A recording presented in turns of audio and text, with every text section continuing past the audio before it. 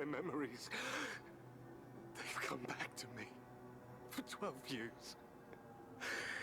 I can't believe I forgot something so important.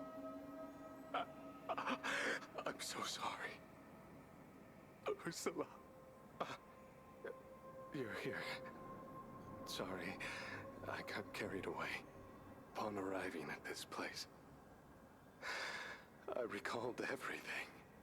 It's been too long. It feels like a dream. After all those years, it's finally time to wake up.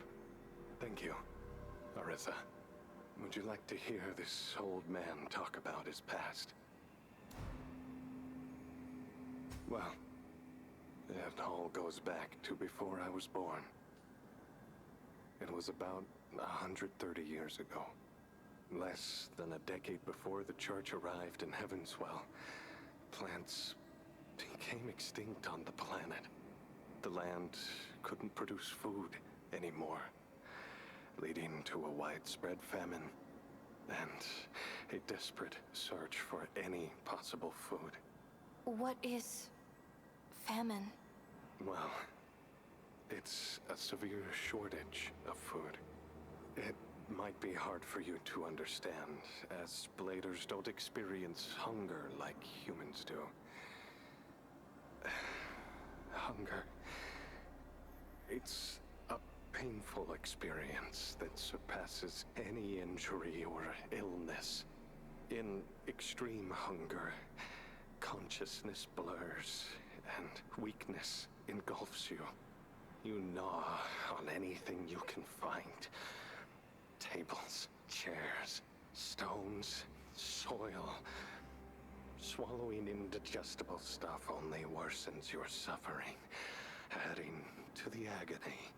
The famine lasted for almost 30 years.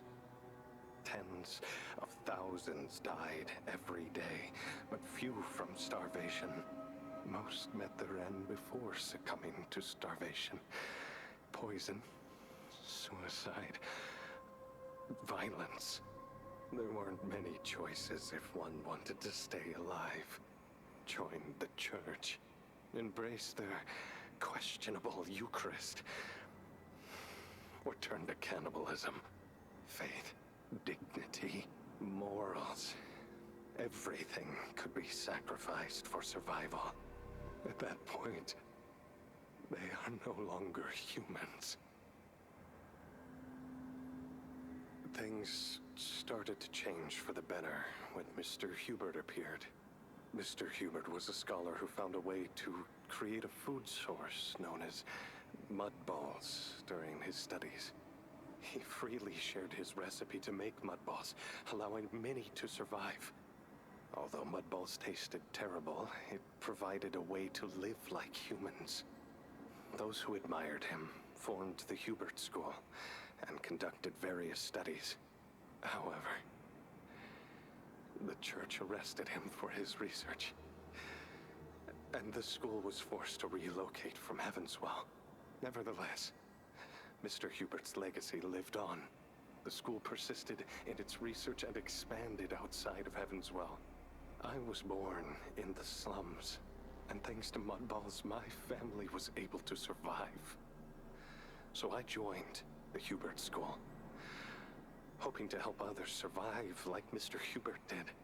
I don't have much talent, yet I chose a monumental task, aiming to restore plants. For decades, I conducted my research in the Western Desert, but to no avail. Until I met Ursula. The Grey Rhino caravan stopped providing us supplies due to lack of funding. Fortunately, the Moose caravan came to our aid, and it was Ursula who reached out to us and provided help. I had never met such a genuine person who could maintain optimism in such a doomed world. She not only provided us with affordable supplies, but also fended off bandits along the way. Even when everyone gave up on the research, she continued to support me. She placed unwavering trust in me, and even left her caravan she had operated for years to help me collect samples from Heaven's Well. Later, I learned that she wasn't a human, but a blader. She had witnessed the fall of the Eastern Parish and the death of her cherished ones. She had been hunted by the church and separated from her comrades. She died and revived countless times in her battles against the Arch-Necros.